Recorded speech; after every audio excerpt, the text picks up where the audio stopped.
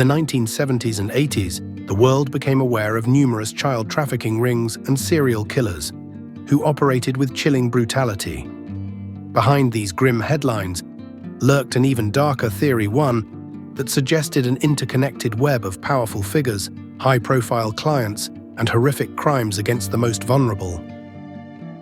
But what if these horrific acts weren't just random? Some believe that powerful players were involved, creating a sinister network where trafficking and murder are disturbingly linked.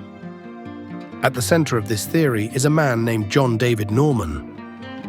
Back in the 70s, Norman was in and out of prison for sex crimes, operating under several aliases while allegedly building a widespread human trafficking network.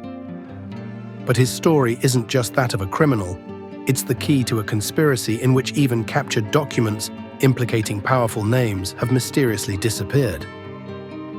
Norman's organization, called the Odyssey Foundation, would allegedly groom young boys to be trafficked to clients across the United States. These boys, called fellows, were catalogued in booklets that were distributed to sponsors, prominent individuals who selected and paid for these young lives.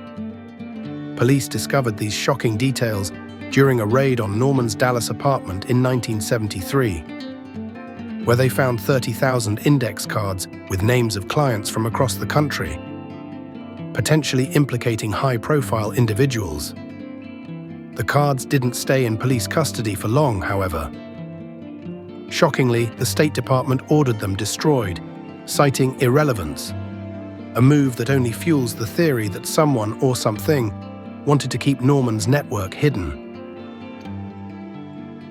Enter Dean Corll, another disturbing figure of the era. Known as the Candyman for luring children with candy, Corll, with the help of 2 young accomplices, murdered at least 28 young boys in Houston. The media dubbed it the Houston Mass Murders. Corll's story is horrifying in itself, but investigators speculated about a deeper connection. Could Corll have been part of the same human trafficking network? Was he photographing victims for Norman's organization? But Corll wasn't the only serial killer associated with these theories. Around the same time, John Wayne Gacy, better known as the Killer Clown, was committing similar horrors in Chicago. Gacy worked closely with young men, luring them with promises of work and opportunity. Over the course of 6 years, he tortured and murdered at least 33 young men, hiding many of their bodies under his house.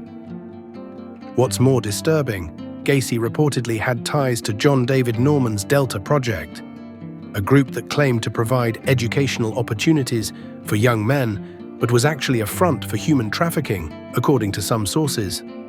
A man named Philip Paskey, an alleged accomplice of Norman's, worked for Gacy's company, further linking these dark figures. And what about the customers? To this day, some believe that the Delta Project had powerful backers who benefited from this twisted network. Police investigations suggested that these clients weren't just random criminals, they were powerful people, including government officials and respected professionals. And yet, despite evidence and testimony, there was never a full investigation into the high-profile clients. Over the years, files disappeared, leads vanished, and witnesses remained silent. Norman and Gacy went to their graves with these secrets, leaving behind a chilling legacy and a list of unanswered questions. Were these figures operating with protection from above? Were these serial killings not just the acts of isolated individuals, but a coordinated network with dark intentions? These questions haunt the families of the victims, and anyone brave enough to face the possibility that these conspiracies may be closer to the truth than we'd like to believe.